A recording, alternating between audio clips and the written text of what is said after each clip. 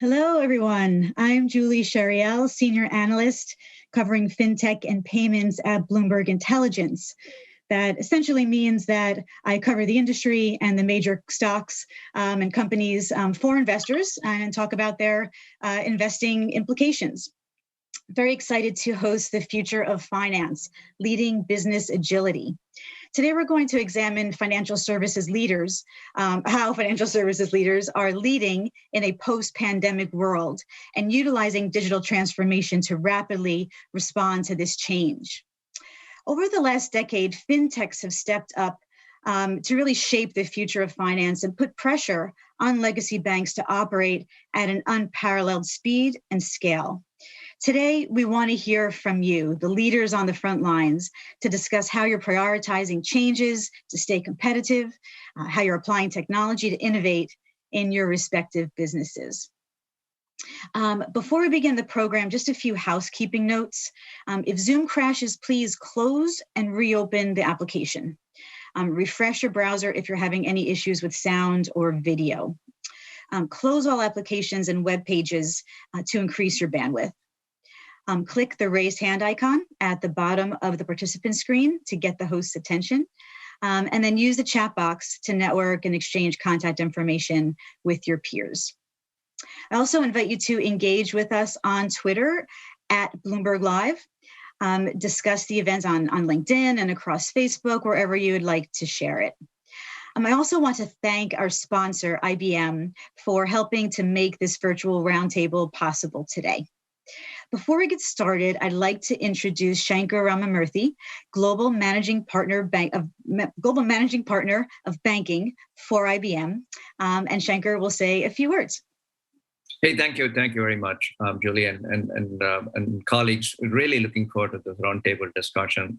Like Julie mentioned, the combination of exponential technologies, whether it be hybrid cloud or cognitive or open banking, is really creating this extraordinary moment for us in banking around innovation. Whether you're an incumbent or a disruptor, everyone is focused on kind of balancing these three competing objectives of how do I drive more revenue and differentiation for my customers on the one hand, while achieving extreme efficiency around my middle and back office functions, and without forgetting all the things I need to do around regulatory compliance, around risk and security, right? These three competing objectives.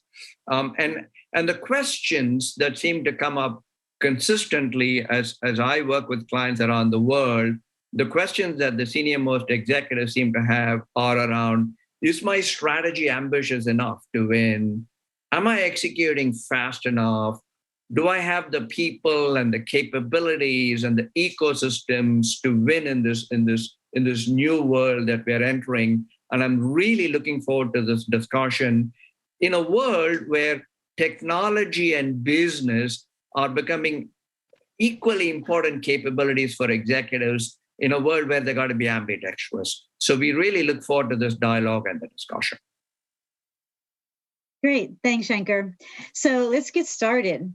To our panel, in your roles, you're really challenged to manage these often conflicting goals, right, of driving innovation, reducing risk, addressing regulation, improving operating efficiency.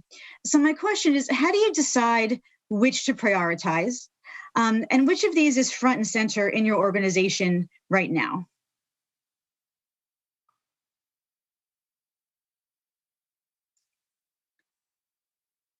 Can I ask Matt? Thanks, Julie. I'm Matt Morotra. I'm the Chief Digital Officer at BMO. I think from my perspective, it's less often, I think, truly a conflict than you'd think. I do think digital is sort of uniquely at the intersection of growth, loyalty, and efficiency. It's one of those, silver bullet opportunities, quote unquote, where you can improve the client experience, you can drive more growth, and you can be more efficient all in the process. It is generally lower risk from an operational perspective, sort of contrary, I think, sometimes to popular belief.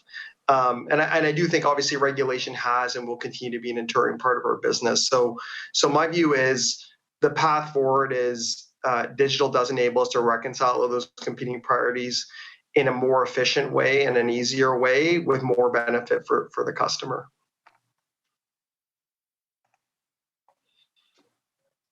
Peter, please. Hi, I'm Peter Kwabwa. I'm Chief Operating Officer for Technology and Operations in Morgan Stanley. Look, I think it is a very good question because one always have to acknowledge that the prioritization of kind of the multiple things that we're doing, whether it's regulations, whether it's protecting the franchise, whether it's supporting and increasing market share, is never easy. It's never been easy. And one has to acknowledge that.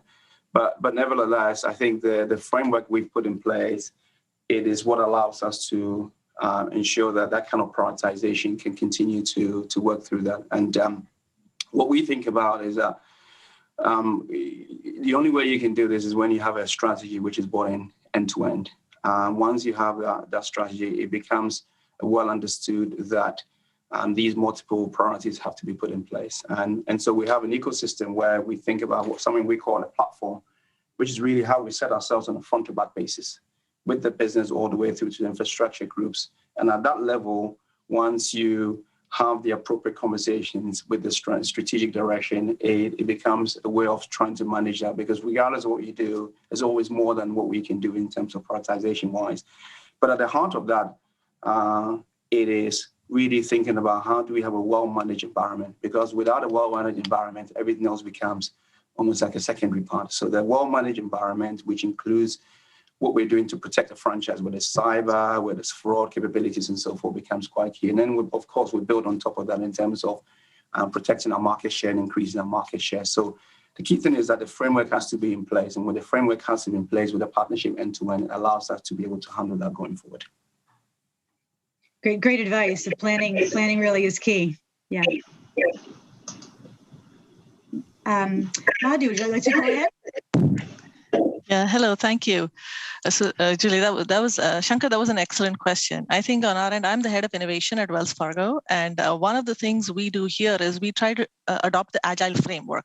And that actually answers many of the questions. So, Matt, with due deference, I work in the strategy, digital, and innovation organization. But I know that digital is not the only way customers come at us, right? We have to allow them to meet us where they want to. So part of what we do is really embed our Agile methodology in the customer journey framework. So looking at really from the customer experience perspective.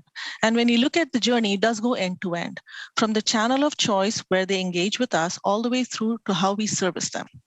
And within the Agile framework, we really have all of the people that need to drive and deliver what is needed for the customer in there. So whether it's the technology partners, the product management people, the process groups, the risk and control partners, they're all embedded in that organization to make those continuous decisions. Because one of the things we've learned about prioritization is that it moves at digital speed. So there's a lot of need for continuous prioritization. And that's what the Agile framework really brings for us. It allows us to do that continuous prioritization for our customer journeys, really from the customer point of view. So, and that's how Shankar and Julie, we've addressed the aspects of the multiple conflicting priorities, because we really think it's a false choice to pick one versus the other. We expect that it's a dynamic, changing environment, and we have to make those prioritization decisions with the best subject matter expertise, fixated on a customer perspective and on a continuous basis. Great. I'm going to bring back Peter for a follow-up, and then I'm going to go to Joanne. Peter, did you have something to add? For me, no, nothing else to add. I think I raised my eyes, but look, I do agree, because I do agree to the Agile framework, because from a framework point of view, the ecosystem has to be, for us, front to back, coupled with an Agile framework. And it's the only way you get things done. The prioritization issue hasn't changed over time. It's just the same thing. It's just a question of continue to ensure that the culture and the framework exists. And if that exists, then you're able to handle that going forward. Yeah. Joanne, let me ask you to chime in. Sure. So hi, everyone. I'm Joanne Stone. I'm the Chief Data Officer for MasterCard. And I agree with a lot of what's been said. We also use the Agile framework. But I think one of the ways that you eliminate this whole idea of prioritization is use all of those points, whether it's operational efficiency or regulation, that they're just really design constraints as you innovate. And that's really the approach that we take, right? Because they're always going to be there, right? And so we, when we pull our teams together, and recently we've very much changed our organization so that our technology colleagues and our product design colleagues are very much drawn together to co-create, which also helps, right? Because then the priorities are very much aligned as you move forward to do the creation. And then as you move through our what we call our studio process, all of these considerations are just part of what you must design with, right?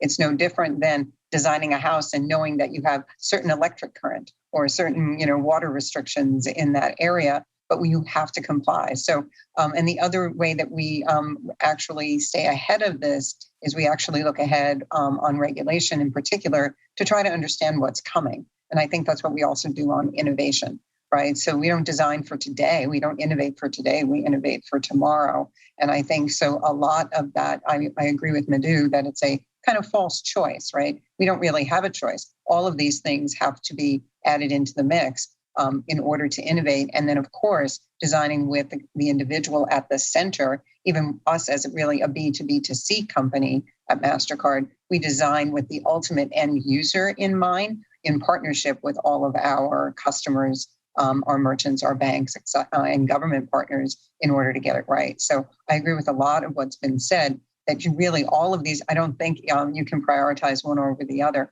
I think you have to incorporate them into really good design thinking. Thanks, Joanne. Let's turn to Susan. Yes, Susan Rousseau, I head up digital strategy at Capital Markets in State Street. And I find that to maintain momentum in funding and to secure additional funding, it's really critical to hit on the operational efficiencies.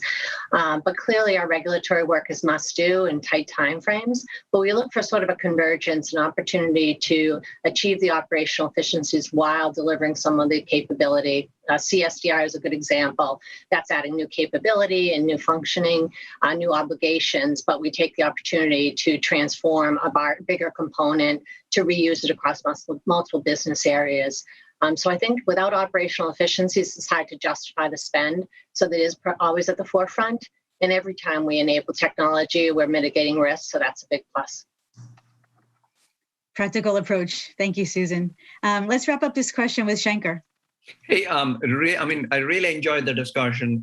Colleagues, one of the thoughts maybe worth digging into a bit further during the discussion would be, clearly it's front to back, clearly it's agile, you got to balance these competing objectives. The question is, how much of this happens within the enterprise boundaries versus now that you have these open capabilities and technology and the availability of what I think of as complements, how much are you thinking about the ecosystem in achieving what you're looking to achieve?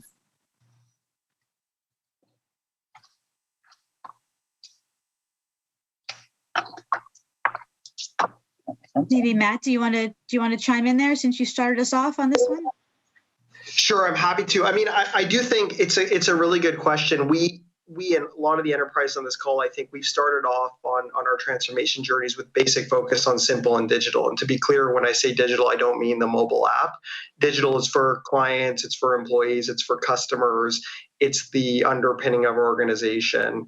And I do think the world we're going to and continue to operate in is more about personalization and meeting customers where they are, to your point, Shankar. And so there's a lot that goes into that. It is ultimately more complex, right? That's a data-driven world. That's a world that involves more third parties. The key, I think, then is to keep the customer at the center of that whole change, focus on their security, their control, their consent, and ensure that any experience that we're delivering, while it's an improvement for them, it's also compliant from a risk and regulatory perspective. To Madhu's point, it is a false choice. There is no way that we can reconcile these things. The problem's just harder, frankly. And I think on the flip side, though, it represents more opportunity for everyone in the ecosystem to innovate and deliver more value for customers. Yeah, and thank you, Joanne. And if I can jump in here as a company that operates an ecosystem, it certainly, Shankar, it's a great question, right? But we're living in an age of data sharing, right? And individuals understand that their data needs to be shared, but they want to understand why. They want to understand the context. They want to understand the benefits that are being derived from that data sharing. And they also want to make sure it's for a specific purpose, right? And so we have to be really, really smart in how we're engaging with other organizations. We have to make sure that the right protocols, right? We kind of skimmed on different priorities, but security is one of the priorities as we share information, right? I think Matt mentioned fraud and security in his response, or Peter did.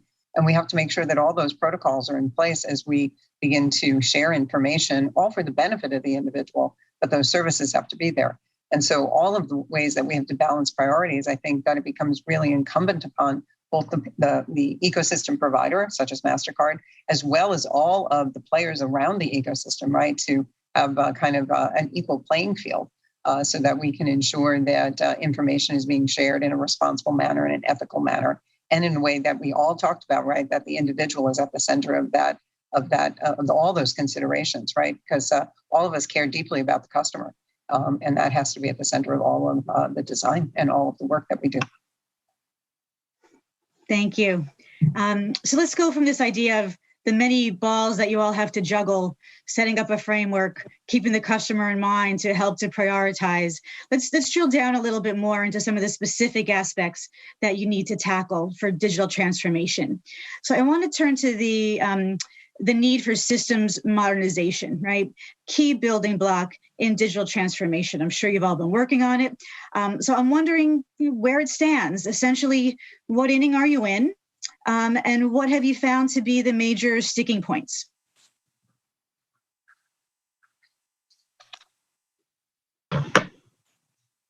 Susan, go ahead, please.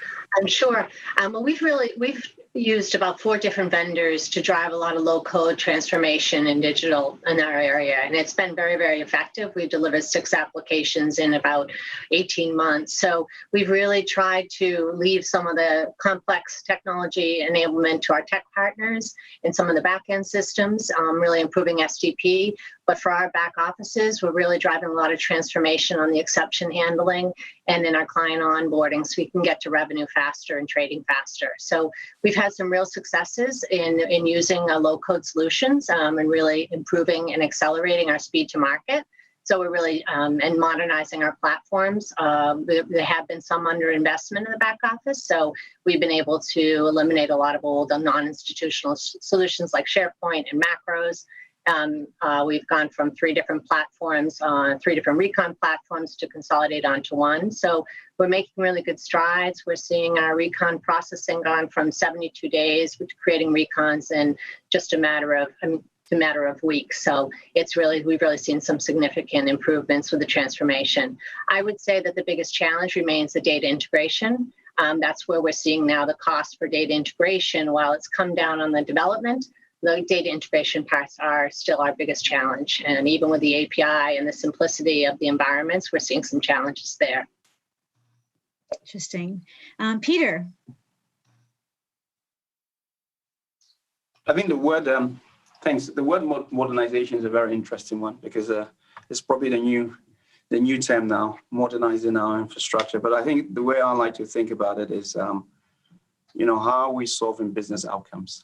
And the solving of the business outcomes has to be, for us, needs to be very purposeful around things that we're doing. So there is clearly things that we're doing which solves flexibility to support business. So, for example, during the pandemic, we saw a significant increase in our risk calculations, which meant that the ability to modernize that is leveraging things like the cloud to be able to give us that kind of flexibility going forward. And so we're seeing a lot more growth in that space, and we will continue to push towards how we virtualize our environment because it has real business outcome associated with that.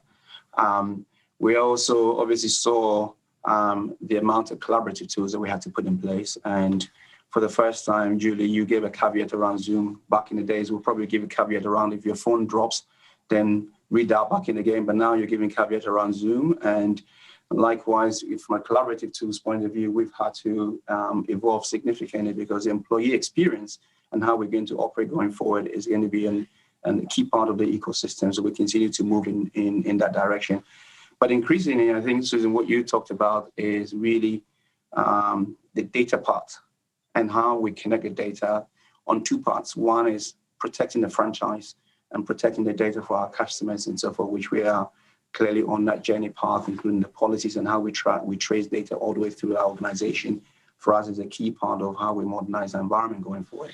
But the second part is how we use data to make decisions, which is an important aspect of things, because data is growing at an exponential pace, and the ability to then make sure there's on cloud, as well as the AI and the machine learning associated with that is key. So all these are part and parcel of what we're trying to do to, first of all, help increase market share, as well as protecting the franchise overall. Now, of course, there are challenges which we all face in an industry, and part of the challenge is really access to talent, and because the pace of what we want to do requires us to continue to grow our talent framework and so forth. So these are things that we have to battle with. But yes, we are on the journey of modernizing, but modernizing for business outcomes overall. I like that. So modernizing, not for the sake of doing it, but for the sake of how it's going to improve the operations and competition. Great. Let me turn to Matt. Thank you. My perspective is consistent. I do think this has got to be guided by customer outcomes, employee outcomes, business outcomes. The reality is this problem is a really big one. The reason you asked the question is because every large incumbent institution is staring into this thing, and they're asking themselves prioritization questions, and ultimately the outcomes do guide that. I do think it ends up being sort of at a macro level, a strategic problem of trade-offs. Where are we going to focus first, second, third to get through the modernization required to enable the strategy? And the more that we can ground in those outcomes, the better. We think about most of this stuff on a front-to-back basis. So if we're trying to enable a specific experience, how can we use that experience as the tip of the spear to drive the modernization of the underlying technology? That does imply some trade-offs, right? There's parts of the stack that we consider commoditized that are not critical to our differentiation as an institution or for our customers, that we do think will be with us for some time, despite our wishes. So we have to think about how to separate those from the parts that need to move quickly and are really relevant in the market. Another one you could think about is open banking, right? All of us are contending with that dynamic for regulatory or other reasons, or market-driven reasons, and how do you use that to modernize the underlying technology that supports? So I think a trade-off-driven sort of strategic approach is the way to go at it. Makes sense. Let me turn to Madhu. I'm in full agreement with everything that's been said so far. Very valid for us as well. I think the other piece I'd say is probably that digital transformation is not an end. I think it's a journey, because as you transform, what are the expectations of our customers are transforming based on their experiences with other industries. So the best experience they've had with any other industry is what they start expecting of us. So the way we think about digital transformation is really in three sections. We talk about, what we just talked about here. How do we modernize our infrastructure? We just announced a really big piece around how we're looking at scalable infrastructure moving from dedicated data centers to cloud. But then so what do we do for app migration, app modernization? How do we, harness the value of the data that we have? How do we look at the data ecosystem? How do we protect it? All of those are absolutely critical. But then we also look at how we are solving the problems and the customer journeys we're looking at. And I think one of you mentioned the talent war. It is real. So how do we figure out, and Shankar, to your point, the right people who are now the techno business executives or the business technology executives that are really leading the next wave of the transformation. So that's the second aspect of it. And part of it, of course, is the Agile methodology I spoke about earlier. And the third is really, a little bit of self-reflection. What is it that, has the scale and the wealth of what Wells Fargo can bring to the market, and where it is, we look at the nimbleness of fintech so we can partner forward and bring experiences faster to our customers. So it's a combination of all of the three things, really looking at how do we upgrade our scaffolding, infrastructure, all of our processes to support the kind of transformation. How do we have the right talent? But third, what do we want to do because we're the best at it? And where do we partner forward with that nimble fintech aspects to move an experience to market faster? So I think that's the kind of way we're approaching the whole transformation. That's a helpful way to think about it. Thank you. So I guess let me turn to Shankar.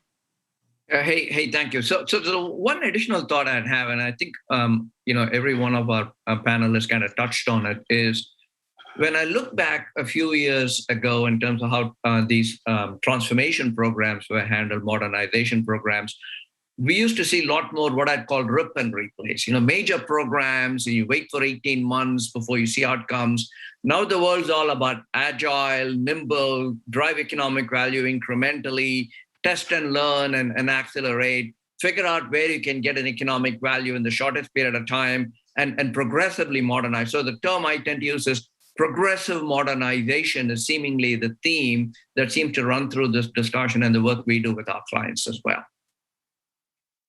And so if I take an oversimplified look at your typical 9-inning American baseball game, given what you've all said in terms of how much thought has clearly been put into efforts around building a framework and working on systems modernization with an outcome in mind, then married with the constraints of data integration, talent, and so on, is it fair to say we're somewhere around the 5th inning? Higher? You can give me a higher? Can you give me a lower? Somewhere in the middle. Yeah. Okay. Okay. Just keep moving, right?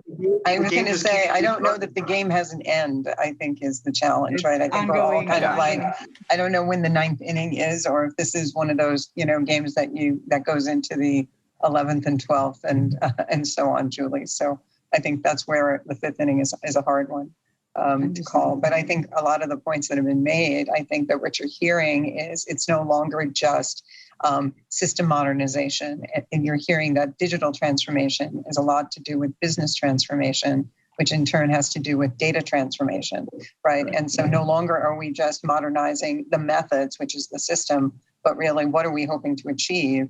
And then what data is necessary? And on the data side, right, it's a question of what data out of the volumes of information that we all can collect is really germane to the problem you're trying to solve.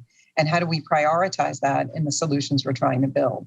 And so I like, Shankar, I like your phrase, right? Because I think we have to do very fast things when it's going to impact the individual, when it's going to impact the customer.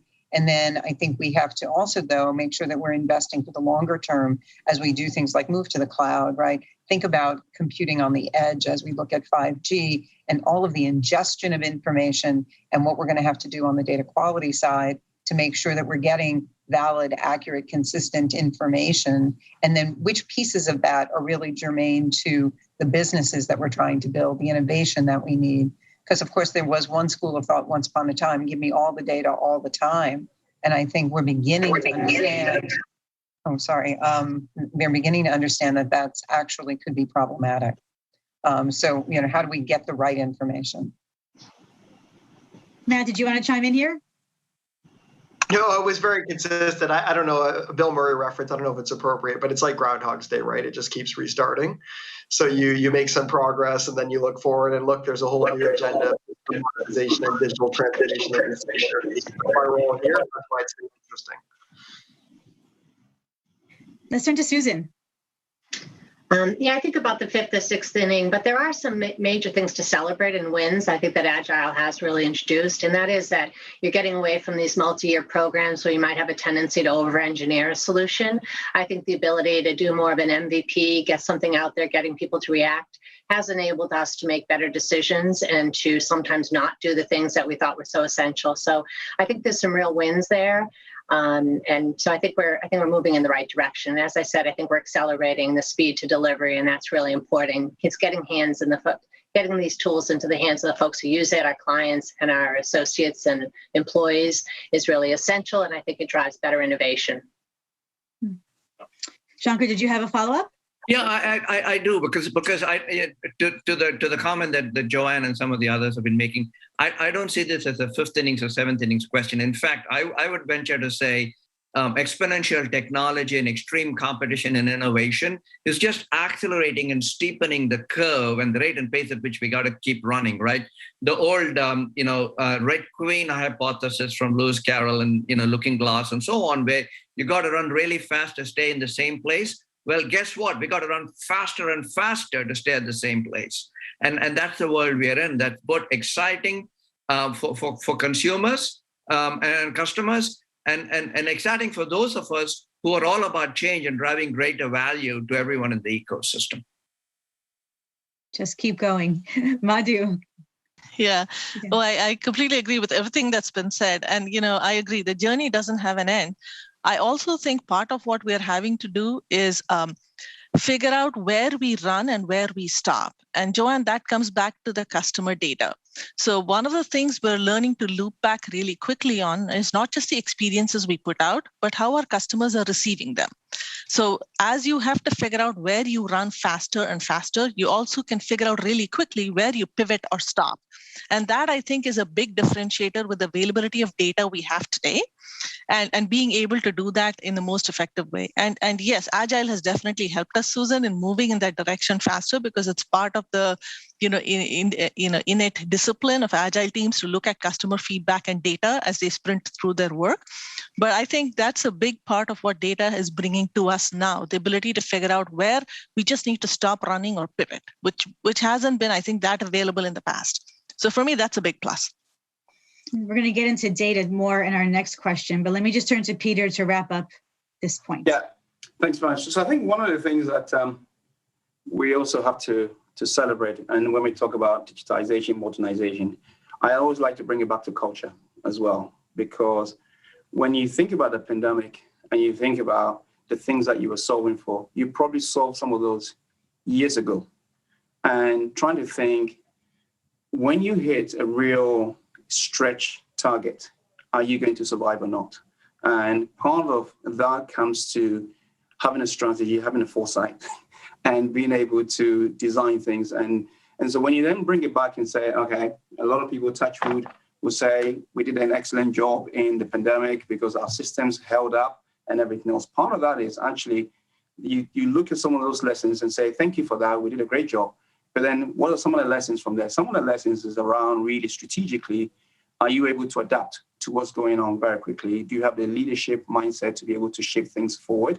Do you have a framework that allows you to adapt quite quickly through an agile framework, and then try and look at the here and now, but also take some optionalities going forward? Because until you do some of these things in touch where you don't want to get into another pandemic, but these are the things that stresses your environment to say, okay, the culture worked, the leadership worked, the framework you put in place have been good enough to be able to move things forward. So we have to learn from some of these things around how we're evolving, because the speed of how things are evolving, no one knows yet.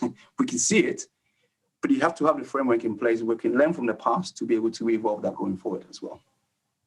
Right, build it for what's to come, not just what's at hand. Yeah. Let's turn over to some questions on data. Several of you brought up data and data being a challenge and an integral part of your system's decisions. It's really been a key part of digital transformation. We have open banking on one hand, sort of posing a challenge here, but on top of the opportunity to just better use data in your firm's own decision making. So before I get into my question on this for the whole panel, I would like to turn this to Joanne, since she's Chief Data Officer at MasterCard, to help us sort of level set the current environment and talk to us about what she's seeing today in terms of data innovation. Sure. I mean, I think you're hearing from all my fellow panelists, right, that data is its own asset class now.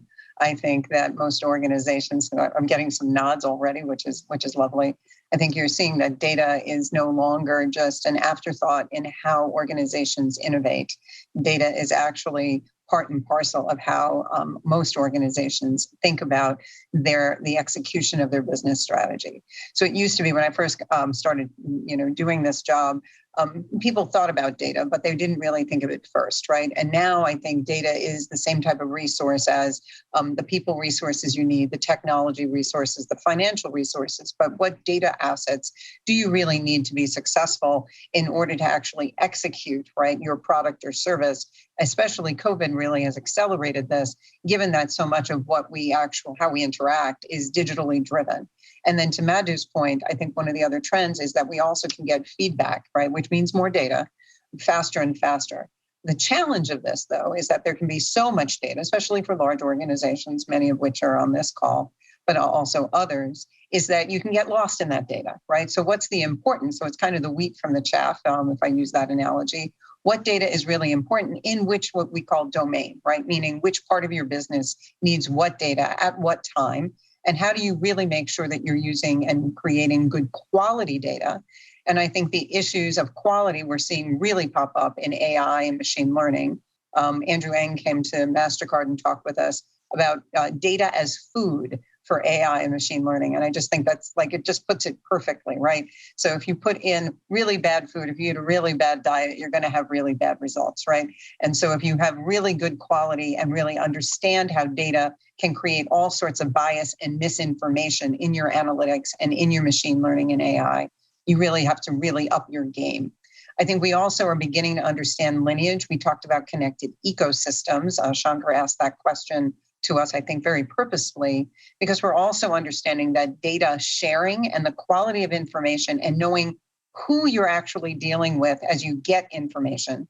We've seen some of the impacts of misinformation or bad data quality in our world, right? In politics and in medicine and in all sorts of forums during COVID. And I think we have to understand that lineage, which is another form of quality, is going to be something that we all have to deal with in the financial sector and in others to make sure that we still have very high quality standards. I think we're a very trusted sector, but that trust is earned every day. And so these are other kinds of concerns that we're going to be needing to face as we go forward. I think the architecture of that is going to change with the advent of 5G. So we're going to see more and more of the architecture move to the edge. And so how do you do those checks, the security checks, but also data quality and ingestion will change with the change in our world. So the data landscape is changing. It's really fun. I mean, I'm listening to Madhu, and I know she's an innovator. I'm listening to Susan, and I can tell that she's been doing some really interesting things on the customer service side. The way that Matt and Peter are speaking, it warms the data officer's heart, because I can hear even the technologists, right, have finally embraced data, but it's now part and parcel of how we think. And I do think that really still at the basis of everything is how do we treat an individual's data? That's the regulatory point. How do we respect that? And then how do we build ecosystems for the future? I think that the data is also an issue that we're seeing more on the sustainability side. The ESG community is very interested in data practices writ large. So how organizations are thinking about their data practices is also part of the landscape now, that I think a lot of organizations are beginning to understand that good data practices are good for your business on a long-term basis. So I'll stop there. I know I'm kind of in a lot of different places, but it's a really big subject now. And I think it has, it's the raw material of innovation is how I like to describe data right now. Yeah, you just laid out all of the important considerations for our group here. So let me turn it back to them.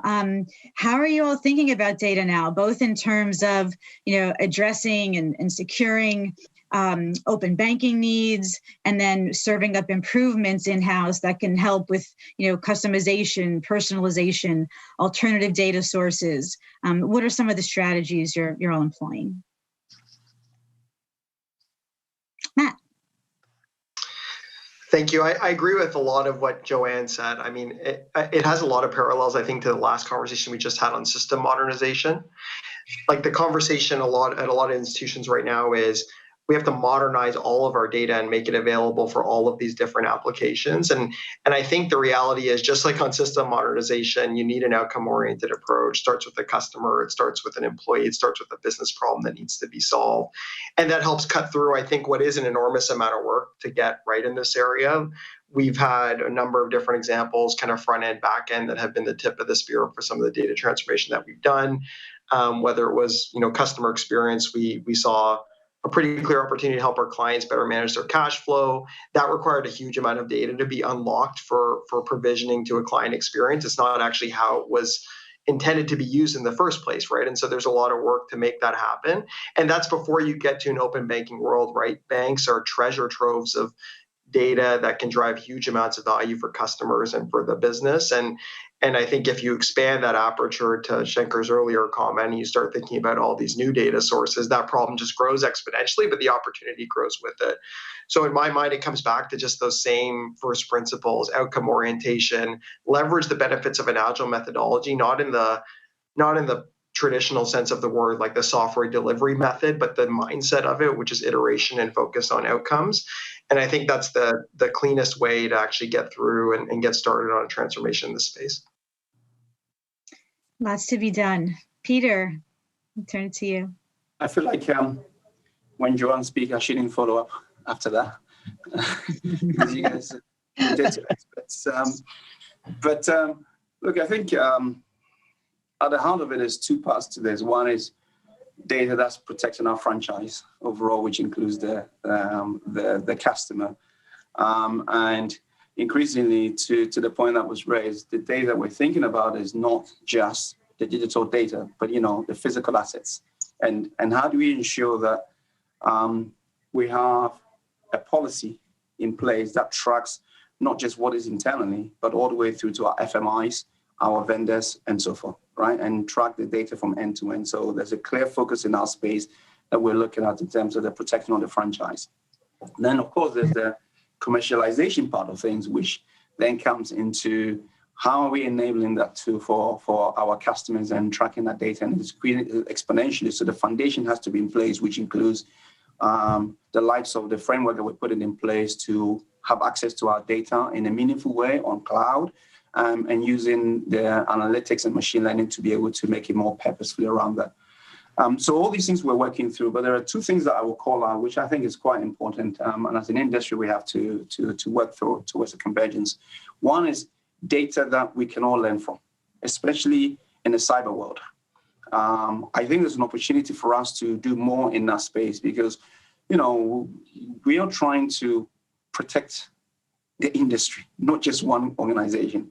And so the ability to ensure that some of the patterns that we are developing or some of the patterns that other people are doing, how we can share that as an ecosystem, I think is going to be absolutely very, very key. There are other areas that also make sense, and how do we continue to move? So, for example, the ability to get our reference data in such a way that from a data point of view, that can be shared across the industry, ultimately reduces some of the friction that exists in the market. And one area we saw, which is in the pandemic stage, is that we, as an industry, we saw a lot of the fails increasing, especially in the equities market and so forth. And part of that is to do with the fact that we don't have a unified data set that we can all leverage from. And so there are opportunities that we have to come together. Although we're solving things for our world, there's an opportunity we have to come together as an industry and solve some of these that reduces friction and ultimately help support our clients in the ecosystem as well. So those two things I would call out as an opportunity for us. I love this idea of data as an asset, but clearly you just highlighted how it brings a whole other set of implications and challenges. Madhu, do you want to chime in here? Yeah, I agree with a lot that's been said. And Joanne, the fact that data is food is absolutely correct, because I think that definitely talks to a lot of the other things we're dealing with, including data bias and things of that nature. So besides, just looking at the pieces that you talked about, which is, lineage, data quality, data provenance, all of those pieces, the other thing we're really working on is making sure we're asking the right questions of the data. And really, making sure that we have the right talent to be asking the right questions. As an example, asking, which of our customers, needed to access a physical presence is one question, but which of the customers needed to access a physical presence after having tried to do something digitally is a different question. So just making sure we're understanding what are the right questions to ask and figuring out how we move the data in a way that allows us to answer the questions. Those are some of the things we're definitely working on, to make sure that we're asking the right questions to get the right experience holistically, not just at that instant in time. And that puts the onus on working closely with business, I imagine. Absolutely. Shankar. Yeah, hey, really interesting discussion. So 3 thoughts jumped out for me from this dialogue, right? One is this data as food. And I think Joanne also mentioned we need high quality food. I mean, there's a lot of curation that happens in financial institutions.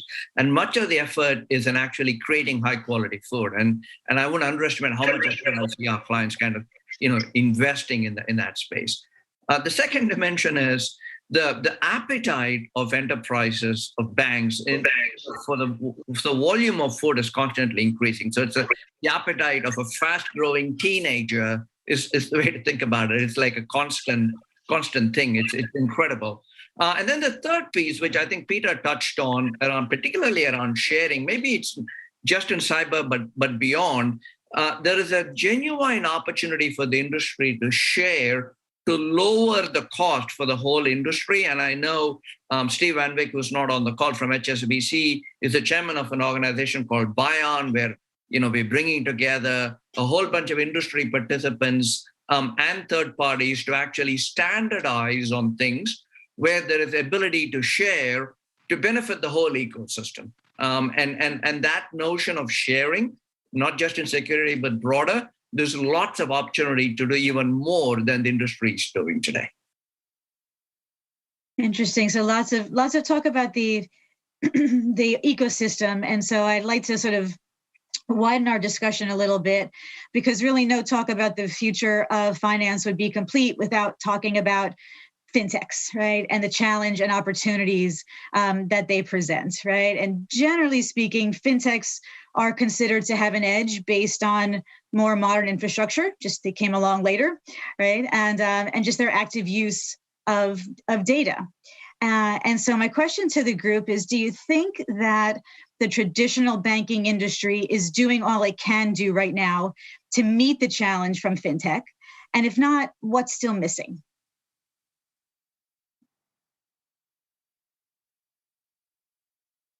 Any brave souls want to talk about fintech? Matt, go ahead.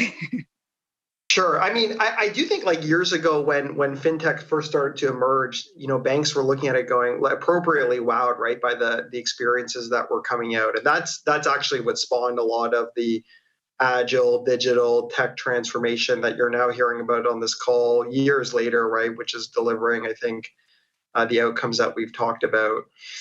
So while I think you're right, obviously they're newer companies, so they're operating on newer technology.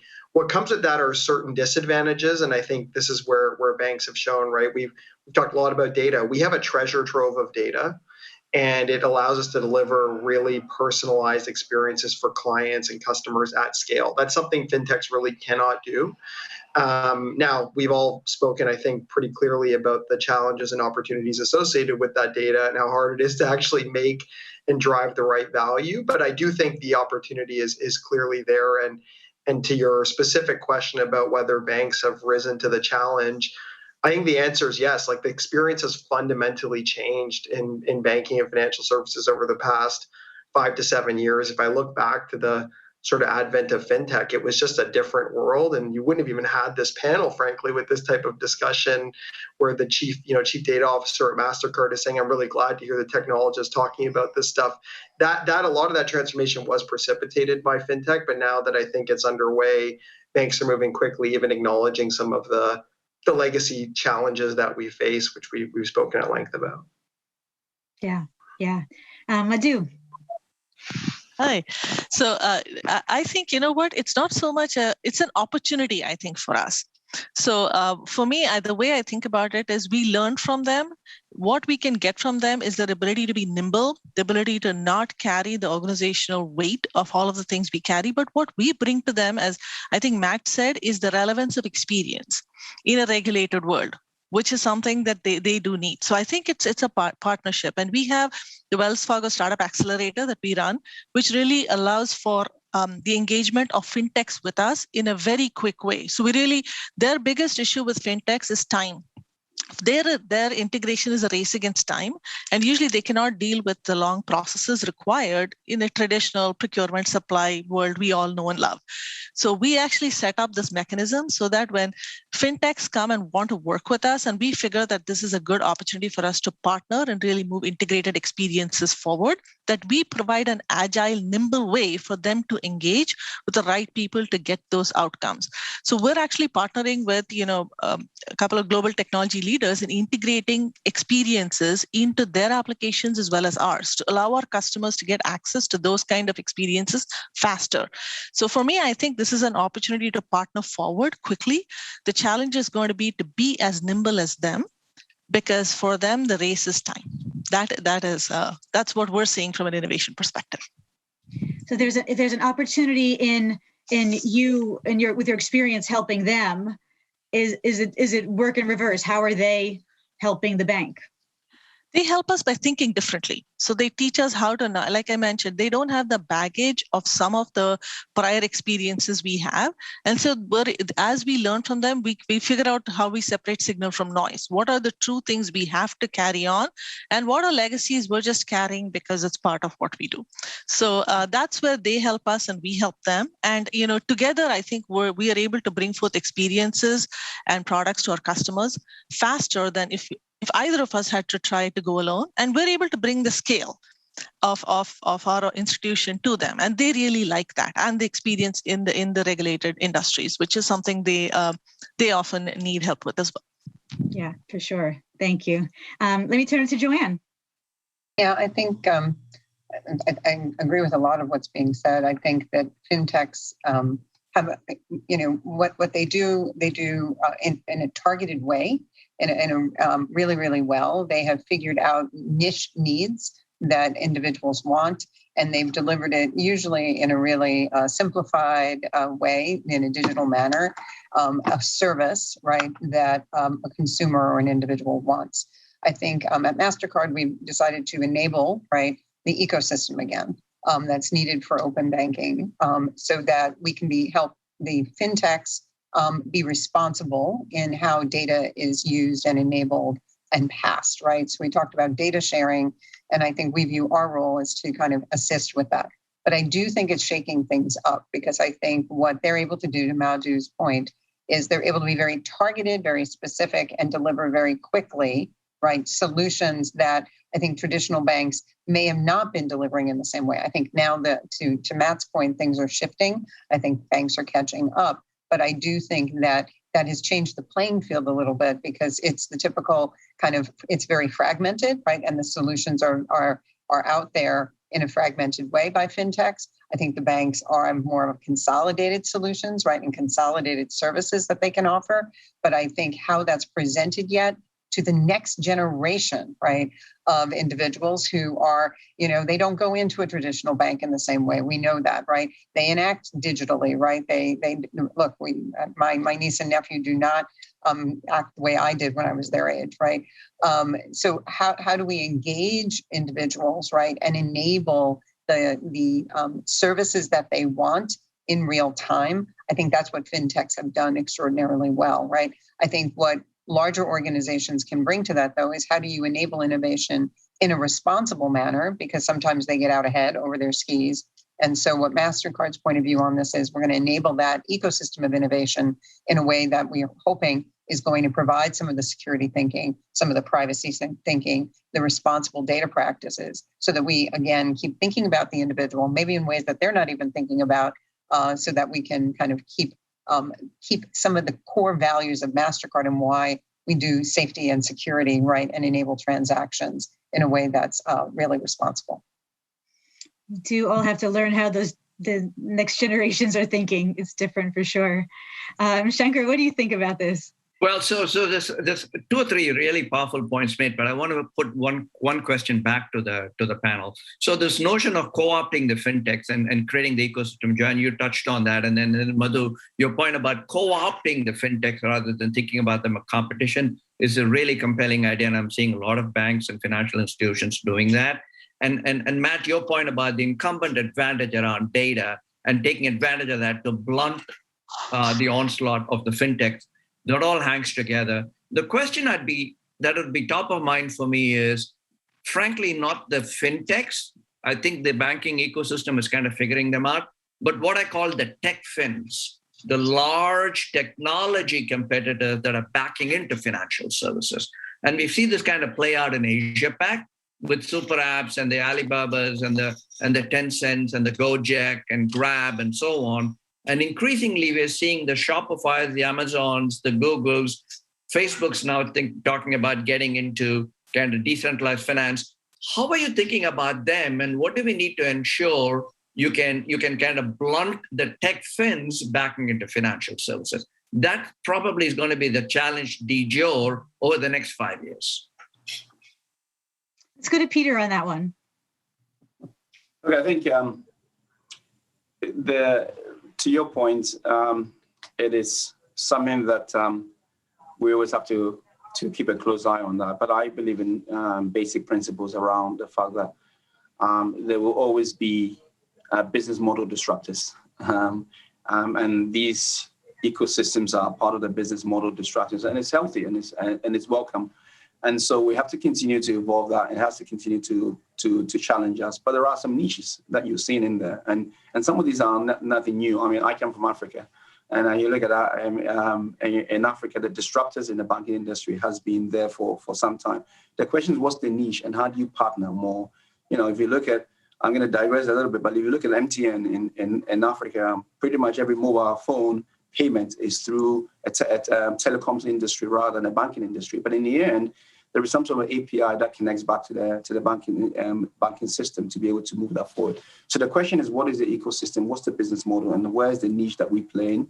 And then we have to continue to evolve that dynamics going forward because it is real. And we have to accept that some of these things will happen and we have to continue to evolve that going forward and partner it rather than actually saying, actually, it's competition, we need to keep it to one side. So that part, we have to accept that and move forward with that as well.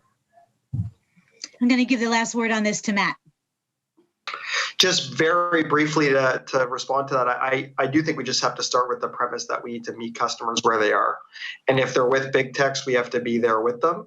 Yep. And I think our partnership with Google is public knowledge. Like we're working with them on Plex and enabling that. And that's what drives that, right? Which is we know there are going to be customers that do want to see their financial lives in context of a broader Google experience. And that's just one example of where I think banks need to both enable partnership, not necessarily shy away from it to the earlier comment, but at the same time, obviously invest in the experiences that we own and operate to give clients a reason to adopt. So it's a bit of a two-part strategy. And I think to your point, over the next 5 years, it will continue to play out. Yeah. Well, great. We're just down to our last couple of minutes. So I'd like to end it on a quick note here with a speed round question. So I'm going to ask each of you to answer the question with just a word or a short phrase so we have enough time to get to everyone. But this is kind of a fill in the blank question, right? So the question is, or the completion is, I suspect that the biggest organizational challenge that my IT operation will need to address in 2022 is, let's start with Peter. I think, honestly, I think there's two things, competing for talent and really the flexibility that we have to offer to our employees in this current environment and what is kind of the future that we're designing for. And I think we're all trying to find the best natural equilibrium, and we're not there yet. For me, those are the things. If we can get that right, I think we will be able to support the business strategy going forward. Great, thanks. Madhu. Harvest cloud, harness data. Nice. Matt. Accelerate, scale, and pace. Susan, excuse me. I think it's hiring and retaining talent. Yeah. Joanne. I'm going to give you talent, scale, pace. Shankar, anything you want to add here from your experience? I'd say innovate. Can't go wrong with that. Okay, so I want to say a huge thank you to all of our participants today. This has been a fantastic panel. I know I learned so much. I think we talked about systems modernization, how it's going to be an ongoing effort. We talked about data, how they're both so important to understand and put into a broader framework that includes business, that includes clients. We talked about fintechs. I love the idea of co-opetition and both working with them while you're using some of the best of what they can bring to help traditional banks just get better, faster, and innovate. So this is terrific. We're going to have some highlights of a highlight kind of article that will be written and released to you once it's complete. And another special thank you to our sponsor of this event, IBM, and Shankar. Thank you so much. Lastly, for a bit more discussion, we want to welcome you to join us tomorrow at 11 a.m. Eastern. Bloomberg is presenting Banking on Digital, the Race to Transformation. We have an incredible lineup. We have from PayPal, their Chief Technology Officer, Sri Shivananda. We have Palantir's Ted Mabray, and a few other guest speakers that are going to examine just financial leadership, how they're embracing change and agile adoption. You can go to bloomberglive.com to register, or you can watch it on the Bloomberg terminal. And we hope to see you all there. Thanks again. Have a great day.